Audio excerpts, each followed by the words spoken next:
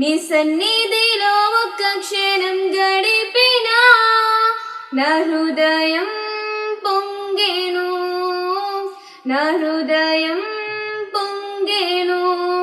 ఈ లోకమంతా నేను వెదకినా నాకు లేదయ్యా ఎక్కడ ఆనందం. నీ సన్నిధిలో ఒక్క క్షణం గడిపినా నా హృదయం పొంగెను, నా హృదయం పొంగెను. ఈ లోకం ఒక మాయని తెలుసుకున్నాను, ఇది నా సొంతం కాదనుకున్నాను. అందరికీ మరణాత మరణాత మహిమస్వరం కార్యక్రమం వీక్షిస్తున్న దేవుని పిల్లలైన మీ అందరికీ ప్రభు నామంలో శుభములు కలుగును గాక. ప్రతిరోజు ఇదే సమయంలో ఈ కార్యక్రమం వీక్షించి దైవాశీర్వాదములు పొందండి. ఇప్పుడు పాస్టర్ సామ్యూల్ సుందర్ రెడ్డి గారు దేవుని వాక్య వర్తమానం అందిస్తారు, శ్రద్ధగా ఆలకించండి. దేవునికి స్తోత్రం. అందరికీ మరణాత. దేవుడు అనుగ్రహించిన ప్రాముఖ్యమైన సమయంలో దేవుని వాక్యాన్ని ధ్యానించుకుందాము. ముందుగా పరిశుద్ధ వేద గ్రంథం నుండి వాక్య భాగాన్ని చదువుకుందాము. మత్తయి సువార్త 4వ అధ్యాయము 20వ వచనం చదువుకుందాం. ఆయన నా వెంబడి రండి, నేను మిమ్మును మనుష్యులను పట్టు జానులుగా చేతునని వారితో చెప్పాను. వెంటనే వారు తమ వలలు విడిచిపెట్టి ఆయనను వెంబడించిరి. మహాపరిశుద్ధుడా, మహాగణుడా, మహిమగల దేవ, ప్రేమస్వరూపి, దయగల యేసుక్రీస్తు ప్రభువా, నీ ఘనమైన నామానికి వందనాలు, స్తోత్రాలు, స్తుతులు చెల్లించుకుంటున్నాం. ప్రాముఖ్యమైనటువంటి సమయంలో ప్రభువా, నీ మాటలు మాకు అవసరమై ఉన్నవి. నీ బిడ్డలు ప్రభువా నాయన, ఆ మాటల ద్వారా తండ్రి వారి జీవితాలను సరిచేసుకుంటారు. వారి జీవితాలు ప్రభువా నాయన కట్టబడతాయి. దేవా నీకు వందనాలు తండ్రి. ఆదరణ కొరకు ప్రభువా ఎదురు చూస్తున్న వారు తండ్రి ఆదరించబడాలంటే మీరు మాట్లాడాలి ప్రభువా. దేవా, ఇదిగో నీ జీవవాక్కును తండ్రి మాకు వినిపించండి. నీ మాట వింటే ప్రభువా మేము బ్రతుకుతాము ప్రభువా. చచ్చినటువంటి మా స్థితి మార్చబడుతుంది, బ్రతికించబడుతుంది, జీవములోనికి ప్రవేశింపబెట్టబడుతుంది. కనుక జీవము కలిగినటువంటి నీ మాటలను తండ్రి మాకు వినిపించమని, జీవాధిపతిగా ఉన్న, మాట్లాడడానికి సిద్ధముగా ఉన్న మంచి బోధకుడైన యేసుక్రీస్తు వారి నామములో అడిగి వేడుకొనుచున్నాము పరమ తండ్రి, ఆమేన్. దేవనామమున మీ ఎల్లరికూ కూడా శుభములు కలుగునుగాక. చాలా సంతోషము. మరి దేవుని వాక్యాన్ని ఆలకించడానికి సిద్ధమైనటువంటి దేవుని బిడ్డలారా, మరి ఈరోజు ఒక ప్రత్యేకమైనటువంటి అంశము, చాలా విశిష్టతతో కూడినటువంటి అంశము, మరి దేవుడు నాకు బయలుపరిచినటువంటి అంశాన్ని తెలియచేయాలని ఆశపడుతూ ఉన్నాను. విడిచిపెట్టుట అనేటటువంటి అంశాన్ని మనము ధ్యానించవలసిన వారమై ఉన్నాము. క్రైస్తవ సమాజానికి లేదా క్రీస్తును కలిగినటువంటి మనకు ఈ విడిచిపెట్టుట అనేటటువంటి అంశము చాలా ప్రాధాన్యమైనది, చాలా ప్రాముఖ్యమైనది. ఎందుకు అంటే కనుక మానవ జీవితము శాశ్వతమైనటువంటి జీవితము కాదు. ఎప్పుడు ఈ లోకములోనే ఉండిపోదాము అనేటటువంటి ఆలోచన ఒకవేళ కలిగి ఉంటే అది వ్యర్థమైన ఆలోచనే. ఇంతకాలం ఉండిపోతాను అని అనుకుంటే అది కూడా వ్యర్థమైనటువంటి ఆలోచనే. ఎంతో కొంతకాలం ఉంటాను అని అనుకోవడానికి కూడా గ్యారంటీ లేనటువంటి బ్రతుకు మన బ్రతుకు అయి ఉన్నది. మన జీవితము శాశ్వతమైనది కాదు, మన జీవితము అశాశ్వతమైనది, నీటి ఆవిరి లాంటిది అని కూడా మన జీవితాన్ని పోలుస్తున్నారు. గడ్డి పువ్వు లాంటిదని కూడా మన జీవితాన్ని పోలుస్తూ ఉన్నారు. ఎప్పుడు వెళ్ళిపోతామో తెలియదు. ఎల్లకాలము ఈ లోకంలో ఉండిపోతామా? కాదు, కొంతకాలము మాత్రమే మనం ఇక్కడ ఉంటాం. ఎందుకు అంటే కనుక తయారు చేసినటువంటి ఆ దేవుడికే తెలుసు ఎప్పుడు వెళ్ళిపోవాలో. ఎందుకంటే మనల్ని ఆయనే నిర్మించాడు కాబట్టి మనం ఎన్ని దినాలు, ఎన్ని సంవత్సరాలు ఇక్కడ ఉండాలో ఆయన ఎరిగి ఉన్నాడు. ఇదంతా ఎందుకు చెబుతున్నానంటే, ఒకానొక సమయాన్న, ఒకానొక దినం వచ్చినప్పుడు ఖచ్చితముగా ఈ దేహాన్ని మనము విడిచిపెట్టి వెళ్ళాలి. అంత మాత్రమే కాదండి, మనం ఉన్నటువంటి ఈ ప్రాంతాన్ని విడిచిపెట్టి వెళ్ళాలి. మనము కలిగినటువంటి బంధుత్వాలను విడిచిపెట్టి వెళ్ళాలి. మనము కలిగి ఉన్నటువంటి ప్రాపర్టీ ఏదైతే ఉన్నదో, ఇది నాది ఇది నాది అనుకుంటున్నావు కదా, దాన్ని కూడా విడిచిపెట్టాలి. అంటే మానవ జీవితంలో విడిచిపెట్టుట అనేటటువంటి మాట చాలా ప్రాముఖ్యమైనది. అందుకనే ఈ అంశము చాలా విలువైనటువంటి అంశమని నేను చెబుతూ ఉన్నాను. 6 పదాలు మనకు కనబడుతూ ఉన్నాయి. విడిచిపెట్టుట అనేటటువంటి దాంట్లో 6 అక్షరాలతో పదం ఏర్పడింది. 6 అనగానే మనకు వెంటనే జ్ఞాపకం వస్తుంది. 6 మన మానవ సంఖ్యగా చెప్పబడింది. 6వ రోజునే మనల్ని అందరినీ కూడా దేవుడు నిర్మించాడు.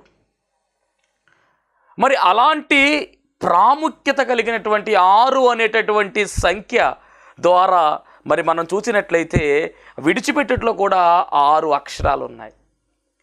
మానవ జీవితము విడిచిపెట్టుట అనేటటువంటి దానితో ముడిపెట్టబడింది. సమయం వచ్చినప్పుడు, మన ఎక్స్పైరీ డేట్ అయిపోయినప్పుడు ఖచ్చితముగా మన దేహాన్ని మనం విడిచిపెట్టి వెళ్ళవలసిన వారమై ఉన్నాం. ఈ లోకము నాది, ఈ ఇల్లు నాది, వీరు నావారు అని అనుకుంటే అది కుదరని పని అని చెప్పేసి దేవుని సేవకునిగా, పనివానిగా తెలియజేస్తూ ఉన్నాను. కాబట్టి విడిచిపెట్టుట అనే అనుభవము మనం ఖచ్చితముగా కలిగి ఉండవలసిన వారమై ఉన్నాం. ఇంత ప్రాధాన్యత కలిగినటువంటి ఈ అంశములో ప్రత్యేకముగా గమనించాలి. క్రైస్తవులకు మరి దేవుడు విడిచిపెట్టడం గురించి చాలా విషయాలు బైబిల్ గ్రంథంలో రాయించాడండి. ఈరోజు చదవబడినటువంటి వాక్య భాగాన్ని మనం గమనించినట్లయితే మత్తయి సువార్త 4వ అధ్యాయం 20వ వచనములో యేసుక్రీస్తు ప్రభువారు సేవా పరిచర్య చేస్తున్నటువంటి ఆ సమయంలో ఆయన బాప్తిస్మ కార్యక్రమము జరిగిన తరువాత,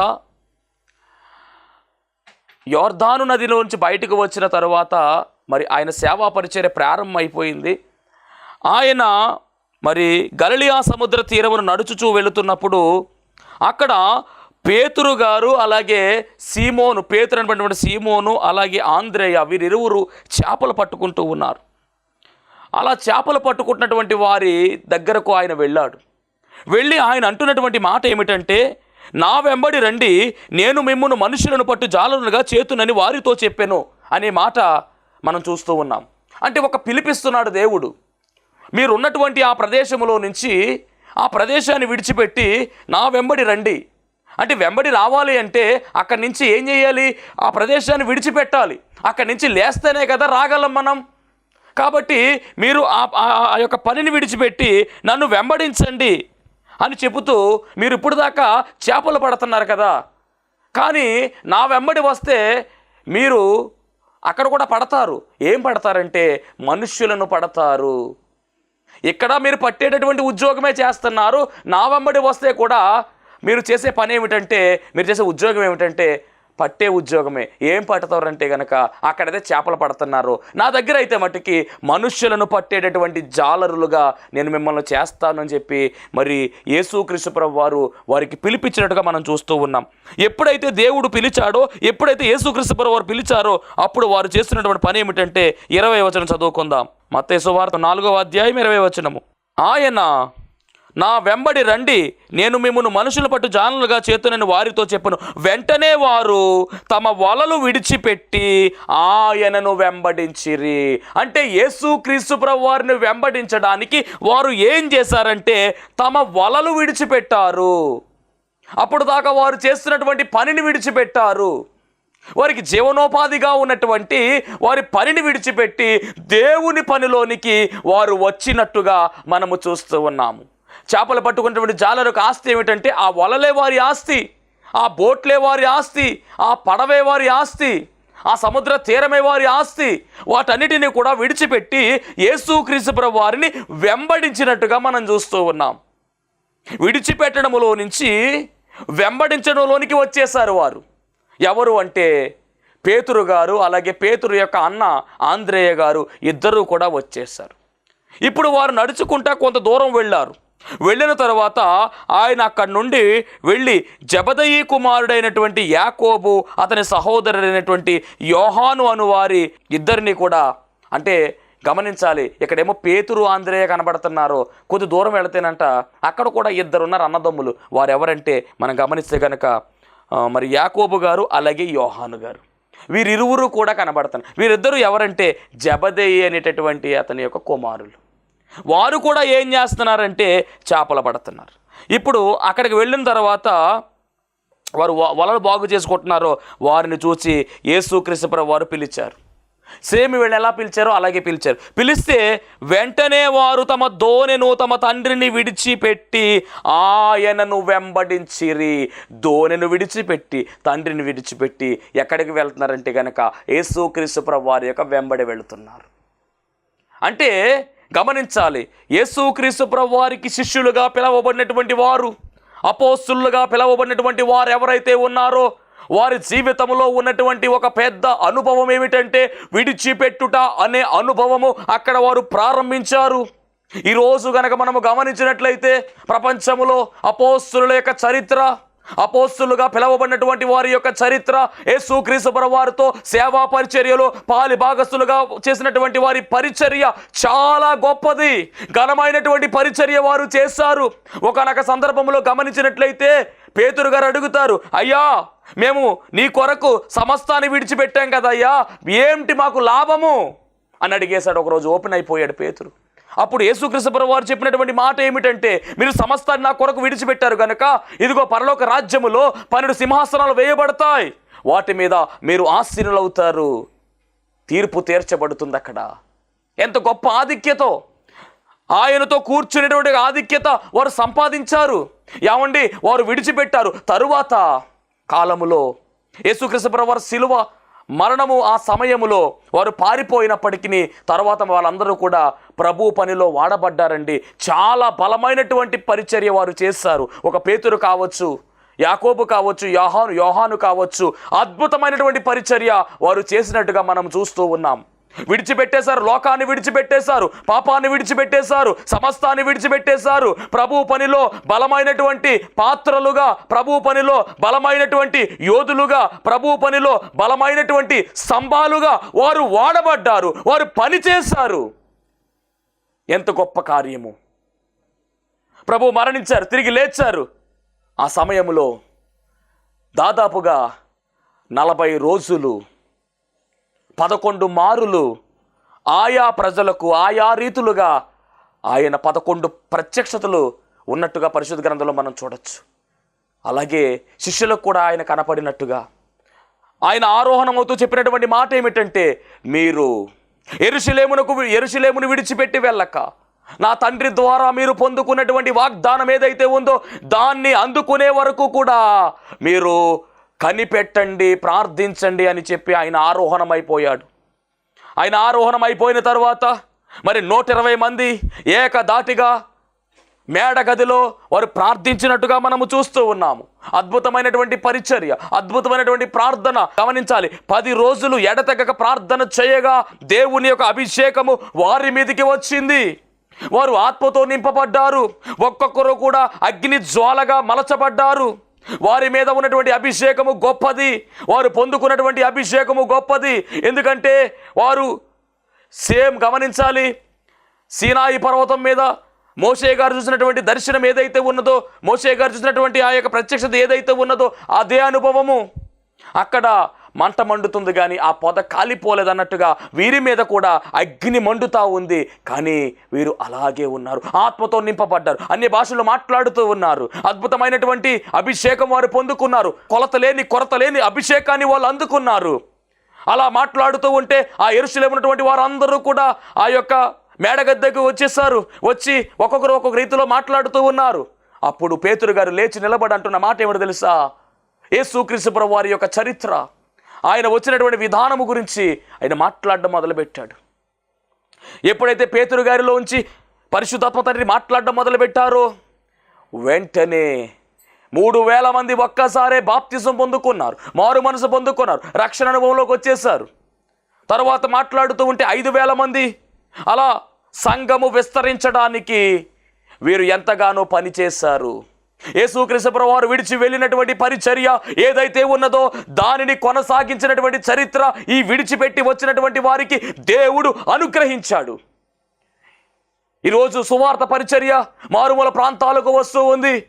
ఇక దేవుని నామములో గమనించవలసిన మాట ఏమిటి అంటే పరిచర్య బహుగా విస్తరిస్తూ ఉంది. మరి విస్తరించిన కారణము, ఖండాంతరాల సువార్త పరిచర్య జరిగింది. కారణం ఏమిటి? ఎవరైతే అన్నీ విడిచిపెట్టుకుని వచ్చారో వారి ద్వారా దేవుడు ఈ కార్యాన్ని జరిగించాడు. నేడు మన దేశంలో, మన రాష్ట్రంలో, మన ప్రాంతంలో, మన జిల్లాలో, మన చిన్న పల్లెటూరులో కూడా దేవుని వాక్కు బలముగా బోధించే దైవజనులు వచ్చారు. ఎలా వచ్చింది అదంతా కూడా అంటే గనక ఆనాడు చేపలు పట్టుకున్నటువంటి ఆ జాలర్లు విడిచిపెట్టి దేవుని పనికి రావడమే. కాబట్టి క్రైస్తవ జీవితంలో విడిచిపెట్టుట అనే అనుభవం చాలా ప్రాముఖ్యమైనది, చాలా విశేషముతో కూడినటువంటి అనుభవం అనే విషయాన్ని కూడా దేవుని సేవకునిగా తెలియజేస్తూ ఉన్నాను. అలాగే మరొక వచనాన్ని మనం గమనిస్తే గనక లూకాసు వార్త 5వ అధ్యాయము, లూకాసు వార్త 5వ అధ్యాయం 11వ వచనాన్ని మనం చదివినట్లయితే కనుక వారు దోణెలను దరికి చేర్చి సమస్తమును విడిచిపెట్టి, ఈ మాట కూడా చాలా ప్రాముఖ్యమైనది, సమస్తమును విడిచిపెట్టి ఆయనను వెంబడించిరి. యేసుక్రీస్తు ప్రభువారి దగ్గరకు ఒక ధనవంతుడు వస్తాడు.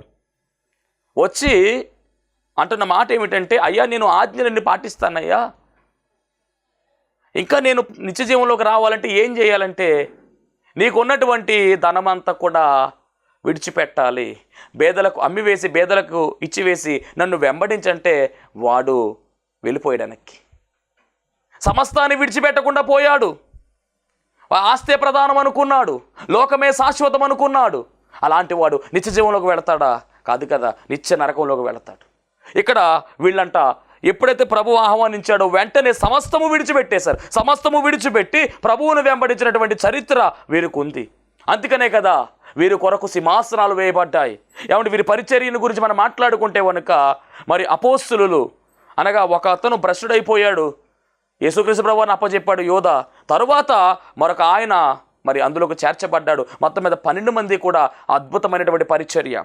మొట్టమొదటిగా ప్రభువు కొరకు హతసాక్షి అయిపోయినటువంటి యాకోబు, చివరిగా మనం గమనిస్తే అతని మరి సహోదరుడుగా ఉన్నటువంటి యోహాను, మనకు ప్రకటన గ్రంథాన్ని అందించినటువంటి యోహాను, దేవుని ప్రత్యక్షత అనుభవించినటువంటి యోహాను, భవిష్యత్తు జ్ఞానమును తెలియజేసే మరి ప్రకటన గ్రంథాన్ని అందుకున్నటువంటి యోహాను కనబడుతున్నాడు. యోహానును సలసలా కాగుతున్నటువంటి నూనెలో వేసేశారు, పద్మాసులంకలో వేసేశారు. అయినప్పటికీ కూడా దేవుడు విడిచిపెట్టలేదు. ఎందుకంటే సమస్తమును విడిచిపెట్టి వచ్చినటువంటి వారు గనక ఈ గమనించాలి, ఈ లోకంలో సమస్తమును విడిచిపెట్టి వారు ప్రభువు కొరకు నిలబడ్డాడు కాబట్టి వారిని ఎవరిని కూడా దేవుడు విడిచిపెట్టలేదండి. అద్భుతమైనటువంటి రీతిలో వారిని వాడుకున్నాడు దేవుడు. అద్భుతమైన పరిచర్య చేశారు. పేతురు గారిని మనం గమనించినట్లయితే ఆయన నడిచి వెళుతూ ఉంటే ఆయన నీడ కూడా రోగుల మీద పడితే వారు బాగుపడినట్టుగా బైబిల్ గ్రంథంలో రాయబడింది. ఎంత అద్భుతమైనటువంటి పరిచర్య! తిరగవేసి సిలువ వేసేశారు పేతురు గారిని. సిలువ వేస్తానంటే ఆయన అన్నమాట, ఎదిగో నన్ను తిరగేయండి, కాళ్ళు పైకి తల కిందకు పెట్టి సిలువ వేయమంటే అలాగే వేశారు. రంపాలతో కోయబడ్డారు వారు. దేవుని పరిచర్య అంత ఘనంగా వారు చేశారండి. అన్నీ విడిచిపెట్టేశారు. ఈరోజు విడిచిపెట్టే అనుభవం నీలో ఉందని అడుగుతున్నాడు దేవుడు. ఆయన కొరకు ఏం విడిచిపెట్టగలుగుతున్నావు? అబ్రహామును దేవుడు పిలిచినప్పుడు, అబ్రహామా నేను చెప్పేటటువంటి ప్రాంతానికి నువ్వు వెళ్ళాలి, దాని కొరకు చెప్పినటువంటి మాట ఆదికాండం 12వ అధ్యాయం, ఆదికాండం 12వ అధ్యాయం 1వ వచనం. ఏ విషయాలు అక్కడ మాట్లాడుతున్నారు చదువుదాం. యెహోవా నీవు లేచి నీ దేశము నుండి, నీ బంధువుల యొద్ద నుండి, నీ తండ్రి ఇంటి నుండి బయలుదేరి నేను నీకు చూపించు దేశమునకు వెళ్ళుము. ఇక్కడ 3 కండిషన్లు చెప్తా ఉన్నాడు. అబ్రహామా నీవు లేచి నీ తండ్రి ఇంటి నుండి విడిచిపెట్టాలి, నీ బంధువుల యొద్ద నుండి విడిచిపెట్టాలి, నీ తండ్రి ఇంటి వారి నుండి విడిచిపెట్టాలి. విడిచిపెట్టుడు అనే అనుభవం ఇక్కడ మొదలవుతా ఉంది. అబ్రహాం దేవుడు విడిచిపెట్టాడా? ఎవరైతే దేవుని కొరకు అన్నీ విడిచిపెడతారో వారిని దేవుడు విడిచిపెట్టడు, తోడుగా ఉంటాడు. ఏ బంధువులు విడిచిపెట్టాడో అబ్రహాము యొక్క బంధువర్గాన్ని మనం గమనిస్తే మనం అందరము కూడా అబ్రహాము బంధువులమే. అబ్రహాం మనందరికీ తండ్రిగా ఉన్నాడు. ఈ ప్రపంచంలో ఉన్నటువంటి విశ్వాసులందరికీ తండ్రి ఎవరు అంటే అబ్రహామే. విశ్వాసులకు తండ్రి. మనమందరము కూడా విశ్వాసులము కదా. చూసారు ఎంత అద్భుతము! దేశాన్ని విడిచిపెడితే ఒక దేశమే ఇచ్చేశాడు, బంధువులు విడిచిపెడితే బంధుత్వాన్ని పెంచేశాడు. ఆకాశంలో ఉన్నటువంటి నక్షత్రాల వలె నీ సంతానం ఉంటుంది అబ్రహాం అన్నాడు. దేవుడు దాన్ని రూఢీపరిచాడు. ఇప్పుడు మనం అందరం అబ్రహాము సంతానమే. ఇసుక రేణువుల వలె ఉంటుంది అబ్రహాము నీ సంతానం అన్నాడు. ఎంత దీవెన అంటే అబ్రహాము ఆశీర్వదించబడటము కాదు కానీ అబ్రహామే ఆశీర్వాదంగా మార్చబడ్డాడు. కారణం ఏమిటంటే విడిచిపెట్టుట అనే అనుభవము అబ్రహాములో ఉంది. దేవునికి స్తోత్రం. లోతు భార్య ఆ సొదొమ గొమొర్రా లేక పట్టణం యొక్క ఆ వైభవాన్ని విడిచిపెట్టలేక వెనక్కు తిరగద్దంటే వెనక్కి తిరిగి చూసింది. ఉప్పు సమమైపోయింది. కాబట్టి విడిచిపెట్టవలసినవి విడిచిపెట్టేయాలి. శిష్యులు అలా విడిచిపెట్టారు. అద్భుతమైనటువంటి సేవా పరిచర్య, అద్భుతమైనటువంటి దీవెన వారు పొందుకున్నారు. ప్రపంచాన్ని తలకిందులు చేసేటటువంటి వారు వస్తున్నారోయ్ అన్న మాట వాళ్ళు అందుకున్నారండి. ఏంటి, చేపలు పట్టుకునేటువంటి జాలర్లా ప్రపంచాన్ని తలకిందులు చేశారా? అవును, చేశారు. వారు బోధిస్తూ ఉంటే అద్భుతమైనటువంటి మాటలు, వారు బోధిస్తూ ఉంటే అనేక మంది మార్చబడ్డారు. వారు మాట్లాడుతూ ఉంటే మాటల ద్వారా దేవుడు కార్యాలు జరిగించారు. ఈరోజు వాక్యము ద్వారా దేవుడు అద్భుతాలు జరిగిస్తున్నారు. వాక్యము చాలా ప్రాముఖ్యమైనది. దైవ సేవకుడు బోధిస్తూ ఉంటే ఆ మాటల ద్వారా కూడా మీలో ఉన్నటువంటి అస్వస్థత, మీలో ఉన్న బలహీనత, మీలో ఉన్న నీరసము, మీలో ఉన్న నిస్సత్తువ, మీకు ఏదైతే ఇబ్బందికరంగా ఉందో, మీకు ఏదైతే ఇబ్బందికరమైన వ్యాధితో ఉన్నారో ఆ వ్యాధులు కూడా పోగొట్టబడతాయి. అంత శక్తి దేవుని వాక్యములో ఉంది. నీవు నమ్మిక కలిగి వాక్యాన్ని గనక అనుసరిస్తే గనుక నీలో ఉన్నటువంటి అనారోగ్యమంతా కూడా నిన్ను విడిచిపెట్టుతుంది. మహిమ కలుగును గాక. మరి గమనించాలి, అబ్రహాం విడిచిపెట్టి వచ్చేసాడు సమస్తమును, శిష్యులు విడిచిపెట్టి వచ్చేసారు. దేవుడు విశ్వాసంలో ఉన్నటువంటి మనకు చెబుతున్నటువంటి మాట ఏం విడిచిపెట్టి రావాలి మనం అంటే కనుక ఎబ్రీ పత్రిక 12వ అధ్యాయం 2వ వచనంలో చాలా స్పష్టంగా ఉన్నటువంటి మాట. ఎబ్రీ పత్రిక 12:2లో సులువుగా చిక్కులు పెట్టు పాపాన్ని మనం విడిచిపెట్టమంటగా అక్కడ రాయబడింది. ఎబ్రీ పత్రిక 12:2లో రాయబడినటువంటి మాట, మనము కూడా ప్రతి భారమును సులువుగా చిక్కులు పెట్టు పాపాన్ని విడిచిపెట్టి విశ్వాసమునకు కర్తయు దాన్ని కొనసాగించువాడైనా యేసు వైపు చూచుచు మన ఎదుట ఉంచబడిన పందెములో ఓపికతో పరిగెత్తాలి. పాపాన్ని విడిచిపెట్టాలి. అలాగే సామెతల గ్రంథం 3వ అధ్యాయం 7వ వచనం చెప్పిన మాట ఏమిటంటే చెడుతనాన్ని విడిచిపెట్టాలి. శరీరేచ్ఛలను విడిచిపెట్టమని రాయబడింది బైబిల్ గ్రంథంలో. శరీరేచ్ఛలు కొలస్సీ పత్రిక 2వ అధ్యాయం 11వ వచనం శరీరేచ్ఛలు విసర్జించమని రాయబడింది. ఆ శరీరేచ్ఛలు ఏంటంటే కనుక కొలస్సీ పత్రిక 3వ అధ్యాయము 8-9 వచనం చదువుకుందాం. చాలా ప్రాముఖ్యమైన మాటలండి ఇవన్నీ కూడా. ఏం విడిచిపెట్టాలి మనం అసలు? కొలస్సీ పత్రిక 3వ అధ్యాయము 8-9 ఇవి విడిచిపెడితేనే మనం నిత్యరాజ్యంలో ఉంటాం. ఇవి విడిచిపెట్టకుండా మనం నిత్యరాజ్యంలోకి వెళ్ళము. ఇప్పుడైతే మీరు కోపము, ఆగ్రహము, దుష్టత్వము, దూషణ, మీ నోట బూతులు, వింటున్నారా? మీ నోట బూతులు అను వీటన్నిటినీ కూడా విసర్జించాలి, విడిచిపెట్టవలసిందే. ఎందుకు అంటే గనక యేసుక్రీస్తు ప్రభువారిని ఎప్పుడైతే మనం అంగీకరించామో, ఆయన రక్తములో ఎప్పుడైతే కడగబడ్డామో, ఎప్పుడైతే పరిశుద్ధులుగా మనం మలచబడ్డామో, ఎప్పుడైతే రక్షణ అనుభవంలోకి వచ్చామో, మారు మనసు పొందుకున్నామో, అప్పుడు మన పాత జీవితం అంతా కూడా విడిచిపెట్టబడాలి. నవీన స్వభావంలోనికి మనము రావాలి. ప్రభువు నమ్ముకున్నావు కానీ నీలో ఇక మార్పు రాలేదు. ప్రభువు నమ్ముకున్నావు కానీ నీలో ఇక బూతులు మాట్లాడడం మానలేదు. ఇలాగైతే నువ్వు ఏం విడిచిపెట్టావు? ఏమి సాధిస్తావు నువ్వు? అసలు ఆశీర్వాదం లేదు, కుటుంబంలో శాంతి లేదు, సమాధానము లేదు, నెమ్మది లేదు. సంపాదించిందంతా కూడా సిలి సంచులో వేసినట్టుగా బయటికి వెళ్ళిపోతా ఉంది.